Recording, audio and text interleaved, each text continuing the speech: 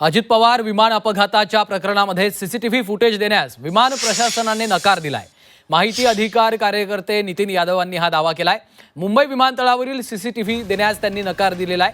28 तारखेचं पहाटेचं फुटेज त्यांनी मागितलेलं होतं, मात्र प्रशासनाकडून ते देण्यासाठी नकार देण्यात आल्याचं देखील समजतं। 28 तारखेचं पहाटेचं सीसीटीव्ही फुटेजची मागणी त्यांनी केलेली होती, त्यामुळे या प्रकरणामध्ये आता सीसीटीव्ही फुटेज द्यायला विमान प्रशासनाने नकार दिलेला आहे। माहिती अधिकार कार्यकर्ते नितीन यादव यांनी या सीसीटीव्ही फुटेजची मागणी केलेली होती।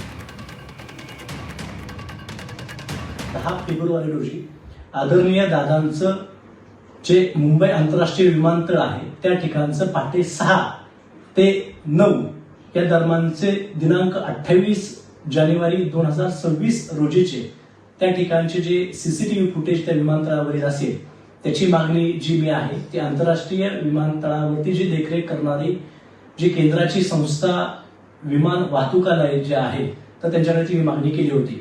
धक्कादायक म्हणजे काल खूप मी त्या माहिती अधिकार अर्जाचा पाठपुरावा केल्यानंतर काल जो केंद्रीय नागरिक विमान वाहतुकालयाचं जे सुरक्षा ब्युरो जे आहे त्या विभागाने काल माझा माहिती अधिकाराचा अर्ज फेटाळलेला आहे।